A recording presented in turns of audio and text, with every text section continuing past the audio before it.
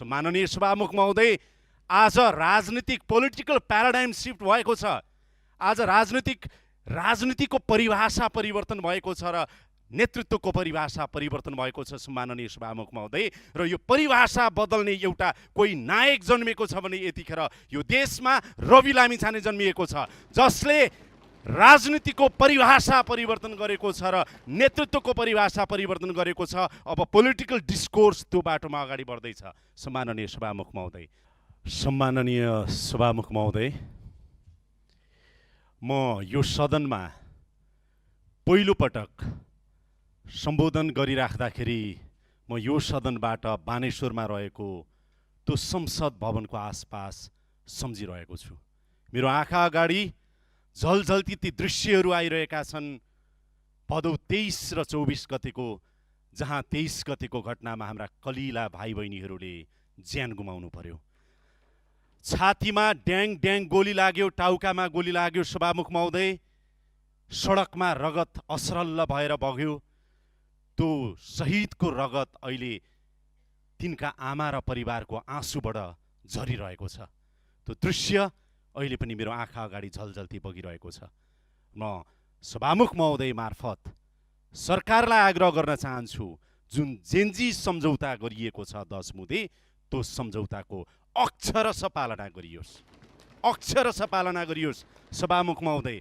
र मलाई गर्व छ, म तत्कालीन प्रधानमन्त्री सुशीला कार्की नेतृत्वको सरकारमा रहेको सरकारको प्रवक्ता र सञ्चार मन्त्री भइराख्दा र त्यो सरकारले जेन्जी आन्दोलनसँग गरेको सम्झौता यताउता भयो भनेदेखि स्वीकार्य हुने छैन, अक्षरशः पालना होस्, यो भन्न चाहन्छु। र म यो सदनलाई पहिलोपटक सम्बोधन गरिराख्दाखेरि सभामुख महोदय, म के अनुरोध गर्न चाहन्छु भने, हामीमध्ये कसैलाई पनि लागेको थिएन कि सम्भवतः यो चुनाव फागुन 21 मा हुन्छ भनेर। धेरैलाई लागेको थिएन, तर हामीलाई विश्वास थियो।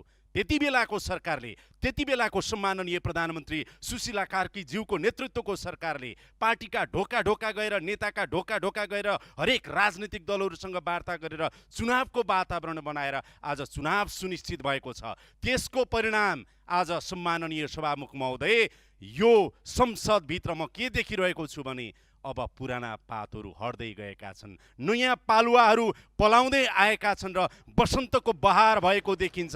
आज यो बसन्तको बहार भइराख्दाखेरि सम्माननीय सभामुख महोदय, यी युवा अनुहारहरू भनेको अब यी पालुवा पलाउने छन्, फुल्ने छन्, फल्ने छन् र जनतालाई त्यो फल चखाउने छन् भन्ने विश्वास गर्न सकिन्छ।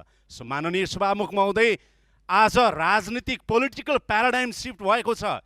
आज राजनीतिको परिभाषा परिवर्तन भएको छ र नेतृत्वको परिभाषा परिवर्तन भएको छ सम्माननीय सभामुख महोदय। र यो परिभाषा बदल्ने एउटा कोही नायक जन्मेको छ भने यतिखेर यो देशमा रवि लामिछाने जन्मिएको छ, जसले राजनीतिको परिभाषा परिवर्तन गरेको छ र नेतृत्वको परिभाषा परिवर्तन गरेको छ। अब पोलिटिकल डिस्कोर्स त्यो बाटोमा अगाडि बढ्दैछ सम्माननीय सभामुख महोदय।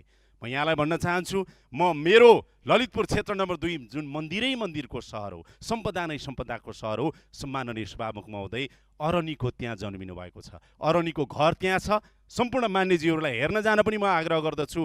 त्यहाँको सम्पदा संरक्षण गर्नु छ, अरनीको जन्मघर जोगाउनु पर्ने छ, सम्वर्धन गर्नुपर्ने छ। हामीले राष्ट्रिय विभूति हो। मेरो क्षेत्रमा आज महालक्ष्मी नगरपालिकामा पानीको हाहाकार छ, काकाकुल छन्, 20,000 जनता, तिनका लागि केही काम गर्नुपर्ने छ। म सरकारको ध्यान आकर्षण गराउन चाहन्छु सम्माननीय ज्यू मार्फत। र म भन्न चाहन्छु, मलाई बडो गजब लाग्यो सम्माननीय सभामुख महोदय, जब म क्षेत्रमा गएँ, मलाई जनता 95 वर्षको एउटा बुबाले, हजुरबुवाले के भन्नुभयो भने, म अन्तिम पटक मेरो जीवनको भोट हाल्दैछु भन्नुभयो। किनभने जसलाई मैले भोट हालेँ, अब अन्तिम पटक 95 वर्षको सम्भवतः उहाँलाई फेरि 5 वर्षपछि बाँच्छु कि बाँच्दिनँ भन्ने लाग्यो। मैले सोधेँ, किन यस्तो भन्नुभयो बुवा? उहाँले भन्नुभयो कि मेरो पुस्ता बिगारे, मेरो छोराको पुस्ता बिगारे, अब तिमीहरूलाई भोट हाल्दा कम्तीमा मेरो नातिको पुस्ता तिमीहरूले बनाउने छौ भनेर उहाँले भन्नुभयो।